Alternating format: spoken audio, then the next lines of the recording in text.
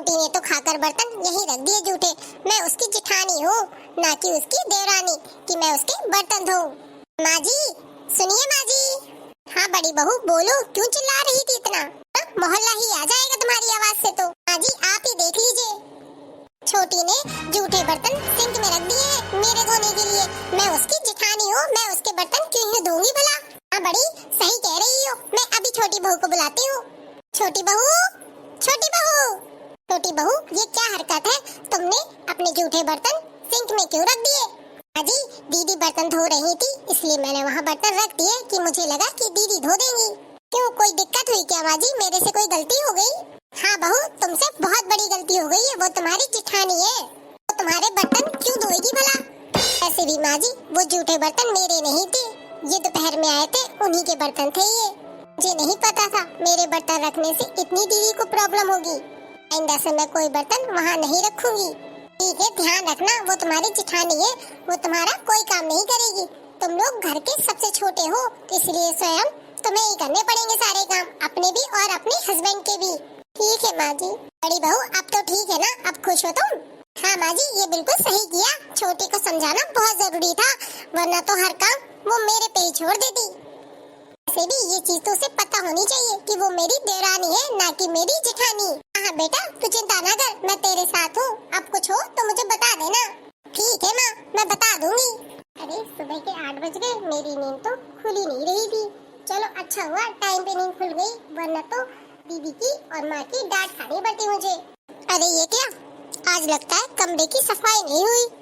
आकर दीदी से बात करती हूँ कि मैटर क्या है। दीदी मेरे कमरे का झाड़ू पोछा नहीं हुआ क्या? पहले तुम ये बताओ कि तुम इतना लेट क्यों उठी? ये कोई टाइम है उठने का? मुझसे गलती हो गई, लेकिन रात में मेरी नींद नहीं पड़ी थी, इसलिए मुझे लेट हो गया। तुमने मुझसे क्या पूछा था? झाड़ू पोछा मेरे कमरे का क्यों नहीं हुआ? मैं आपके कमरे का झाड़ू पोछा क्यों लगाऊंगी? तुम भूल गई हो, तुम्हें याद दिलाना पड़ेगा कि मैं तुम्हारी जिठानी हूँ, ना कि तुम्हारी देवरानी। क्या मैं तुम्हारे कमरे का झाड़ू पोछा करूँगी? छोटी हो इस घर की तो तुम्हें अपने काम तो खुद ही करने पड़ेंगे। ना मैं तुम्हारे बर्तन धोऊंगी, ना तुम्हारे कपड़े, ना तुम्हारे रूम की सफाई। तुम अपने काम स्वयं करो। ये तो गलत बात है दीदी। क्या हुआ, तुम दोनों इतना तेज तेज आवाज में बात क्यों कर रही हो? बाहर तक आवाज जा रही है, मोहल्ले पड़ोस वाले भी आ ही जाएंगे हमारे घर। क्या समझेंगे कि अभी देवरानी के 1 महीना भी नहीं हुआ है और घर में लड़ाई होने लगी। क्यों छोटी बहू, किस बात पे लड़ाई हो रही थी, मुझे भी बताओ जरा। माँ जी छोटी का झाड़ू पोछा नहीं हुआ था कमरे में, तो बोल रही थी मेरे कमरे का झाड़ू पोछा क्यों नहीं किया। छोटी बहू तुम्हारी हिम्मत कैसे हुई बड़ी से ऐसी बात करने की? भूल गई हो शायद कि वो तुम्हारी जिठानी है। मैं अपने भी और उसके भी सारे काम करने पड़ेंगे घर के, दोबारा समझाना ना पड़े, याद रखना। चलो बड़ी बहू। दीदी तो मुझसे नाराज हो गई, मैंने तो ऐसा कुछ किया ही नहीं जिससे दीदी नाराज हो जाए। मैंने तो सिर्फ उनसे यही पूछा था कि झाड़ू पोछा हुआ या नहीं हुआ मेरे कमरे का, लेकिन इतनी सी बात के लिए उन्होंने माँ जी से मेरी शिकायत लगा दी। लेकिन मेरे मायके में तो ऐसा बिल्कुल नहीं होता, दोनों भाभियाँ मिल बांट के सारे काम कर लेती हैं और माँ को तो कुछ पता भी नहीं चलता। वो दोनों बहनें जैसे रहती हैं, लेकिन मेरी जिठानी तो बिल्कुल अलग ही है। माँ जी भी हमेशा दीदी का साइड लेती है, मेरी तो कोई बात सुनती भी नहीं है माँ। अरे काजल क्या हुआ, तुम ऐसे सर में हाथ रख के क्यों बैठी हो? मेरी तबीयत कुछ ठीक नहीं लग रही है, सिर में भी दर्द हो रहा है और शरीर भारी भारी लग रहा है और चक्कर से भी आ रहे हैं। अच्छा तुम रेस्ट करो, मैं माँ जी से बात कर लेता हूँ जाकर। आप पहले दवा ले लो, लेकिन दवा लेने से पहले आप ब्रेकफास्ट कर लो कुछ, नहीं तो और चक्कर आएंगे। खाली पेट दवा मत खाना। ठीक है राजीव। कि आप रेस्ट करो, मैं माँ जी से जाकर बात करता हूँ। जाकर माँ जी से बात करता हूँ कि आज ना काजल की तबीयत खराब है, तो उससे कोई काम ना करवाए। हाँ मुझे आपसे कुछ कहना है। हाँ बोल बेटा। हाँ काजल की तबीयत खराब है, आज वो रेस्ट कर रही है, तो आज उसका आप ध्यान रखना। क्या उसकी तबीयत खराब है? क्या हुआ उसे? हाँ जी उसके सर में दर्द है और उसे चक्कर भी आ रहे हैं, उसे वीकनेस जैसी लग रही है। अभी तो मैंने उसे दवा देके रेस्ट करने को कहा है, अगर उसे आराम नहीं मिला तो शाम को या कल डॉक्टर को दिखाऊंगा उसे। ऐसा करो तुम उसको उसके मायके छोड़ाओ कि अब तो मेरी भी एज हो गई है, मैं उसका ध्यान कैसे रख पाऊंगी। और बड़ी बहू है तो उसका कोई भी काम नहीं करेगी, ना उसके बर्तन धोएगी, ना रूम की सफाई करेगी, ना उसके कपड़े धोएगी। तो इससे अच्छा है कि तुम उसे अब उसके मायके छोड़ाओ, क्योंकि बहू ने छोटी के सारे काम करने से मना कर दिया है। कोई काम नहीं करेगी छोटी का और ना तुम्हारा। कोई बात नहीं माँ, आप और भाभी कोई काम मत करिए, मेरा और मेरी पत्नी का मैं उसका ख्याल खुद ही रख लूंगा।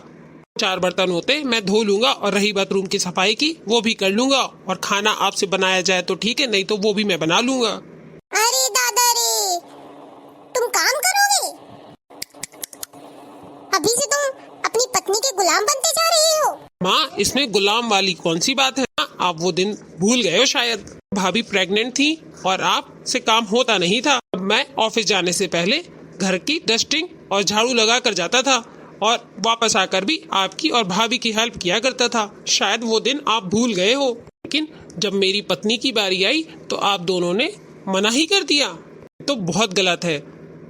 मैं उसको मायके तो नहीं भेजूंगा, यहीं रह के मैं उसकी सेवा करूंगा, क्योंकि आज उसकी तबीयत खराब है, कल उसके बच्चे होंगे, फिर उनकी भी देख रेख करनी है, तो मैं कब तक उसको उसके मायके भेजता रहूंगा। शादी मैंने की है तो शादी की जिम्मेदारी भी तो हमारी बनती है या मेरी बनती है। आप लोग अपनी जिम्मेदारी से पीछे हट गए, लेकिन मैं अपनी जिम्मेदारी से पीछे कैसे हटूं? मुझे तो अपनी जिम्मेदारी निभानी ही है ना माँ। तो मैं अपनी पत्नी की अच्छे से सेवा करना जानता हूँ, और कैसे करनी है मैं देख लूंगा। आप अपना काम देखिए बस।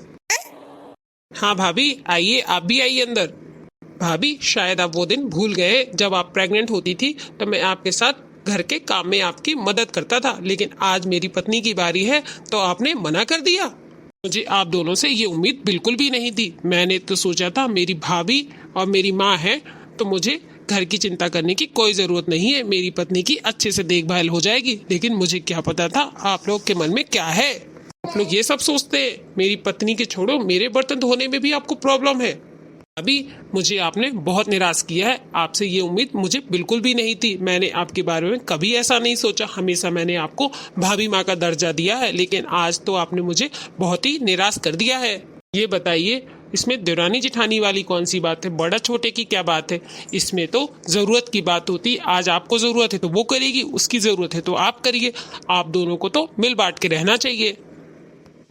लेकिन आप दोनों तो मिल बांट की जगह आप तो उस पर ऑर्डर ही कर रही थी। उसको समझाया तो कुछ भी नहीं, ऊपर से उसको आप ऑर्डर ही देती रही। कम से कम उसे छोटी देवरानी ना सही, छोटी बहन तो मान ही सकती थी आप उसे। उसने आपका क्या बिगाड़ा था? देवर जी, आप मुझे माफ कर दीजिए। मैं जेठानी के चक्कर में मैं इंसानियत तो भूल ही गई थी। कम से कम मुझे इंसानियत के नाते तो उसकी बीमारी में मदद करनी चाहिए, लेकिन मैंने वो भी नहीं किया। ऊपर से हमेशा माँ जी से शिकायत करती रही कि छोटी ऐसा कर रही है, वैसा कर रही। मैंने उसे कभी अपनी बहन नहीं समझा। क्या मैं अपनी छोटी बहन के बर्तन नहीं धोती? अगर मैंने इसको छोटी बहन समझा होता तो आज कभी ये लड़ाई नहीं होती। बेटा, मुझे माफ कर दो। मुझे ऐसे छोटी बहू के साथ नहीं करना चाहिए। मुझे तो उल्टा बड़ी बहू को समझाना चाहिए कि वो छोटी के साथ अच्छे से रहे, दोनों मिलजुल कर रहे। लेकिन मैंने ऐसा बिल्कुल नहीं किया। हमेशा बड़ी बहू का ही साइड लिया और छोटी को तो कुछ ही नहीं समझा। ये समाज, दुनिया, बड़ी छोटी, सास, देवरानी, जेठानी, ये तो सिर्फ नाम के रिश्ते हैं। रिश्ते तो दिल से निभाए जाते हैं।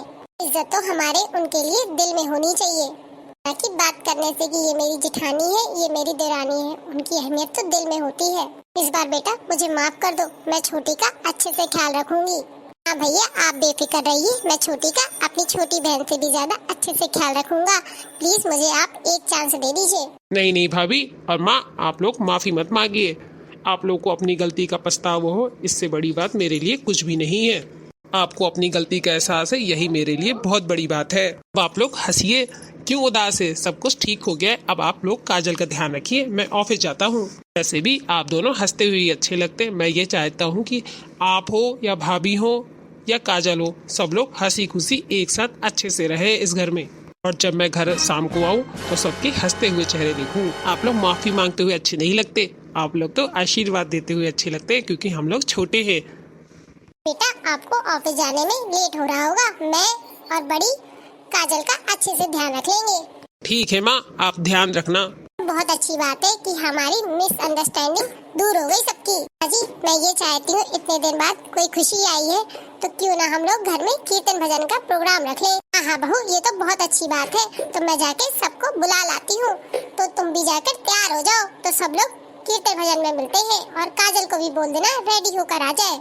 माँ जी, हम दोनों साथ में ही आ जाएंगे। मैं काजल को भी ले आऊंगी। कि बहू मैं चलती हूँ। जैसे बहुत बड़ी गलती हो गई कि मैंने अपनी देरानी को गलत समझा। जाकर उससे भी माफी मांग लूंगी। रानी जी, कोई बढ़िया सा भजन सुना दो। हाँ हाँ बहू, सुना दो। छोटी बहू, देरी मत करो, सुना दो फिर। ओके माँ जी, मैं अभी सुनाती हूँ।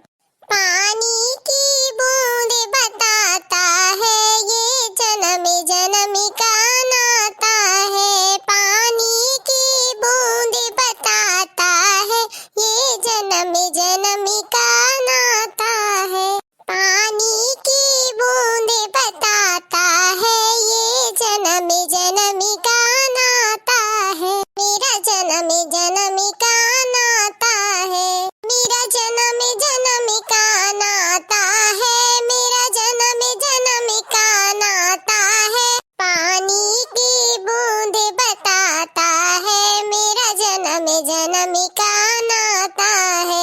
अरे ना बाबुल तुम मेरे हो, अरे ना बाबुल हम तुम्हारे हैं। केवल वर ढूंढने का नाता है।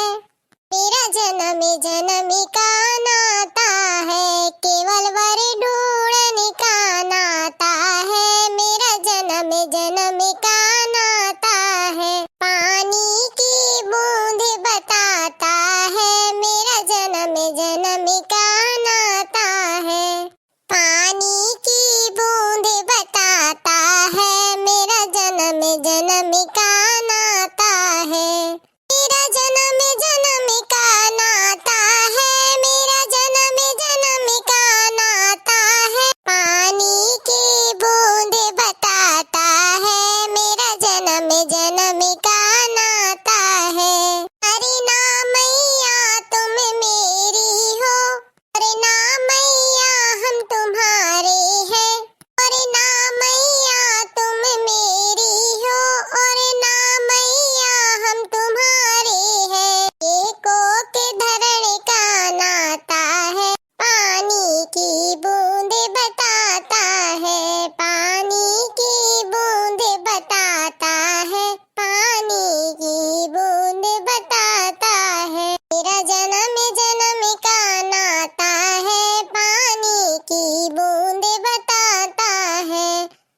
अरे ना भैया तुम मेरे हो, अरे ना भैया तुम मेरे हो, अरे ना भैया हम तुम्हारे हैं। बस राखी बंधन नाता है। पानी की बूंद बताता है। बस राखी बंधन नाता है। पानी की बूंद बताता है। पानी की बूंद बताता है। पानी की बूंद बताता है। मेरा जन्म जन्म का नाता है। पानी की बूंद बताता है। मेरा जन्म जन्म का नाता है। पानी की बूंद बताता है। पानी की बूंद बताता है। पानी की बूंद बताता है। मेरा जन्म जन्म का नाता है। पानी की बूंद बताता है। और ना स्वामी तुम मेरे हो, और ना स्वामी तुम मेरे हो, और ना स्वामी हम तुम्हारे हैं। बस साथ पेरो का नाता है। पानी की बूंद बताता है। बस साथ पेरो का नाता है। पानी की बूंद बताता है। बस साथ पेरो का नाता है। पानी की बूंद बताता है। मेरा जन्म जन्म का नाता है। पानी की बूंद बताता है। मेरा जन्म जन्म का नाता है। पानी की बूंद बताता है। पानी की बूंद बताता है। अब रानी वाह, सुनकर बहुत ही आनंद आया। एक तरह से ये जीवन की असली सच्चाई है। कोई किसी का नहीं है इस दुनिया में, सिर्फ हमारे 7 फेरे, राखी और कोक और वर ढूंढन का ही नाता है सबसे। बिल्कुल, बहू ने तो बिल्कुल सच्चाई याद दिला दी। सुनकर बहू का गाना मजा ही आ गया। और मेरे YouTube वाले भैया बहनों, हमारी बहू का गाना कैसा लगा कमेंट बॉक्स में कमेंट करके जरूर बताइए।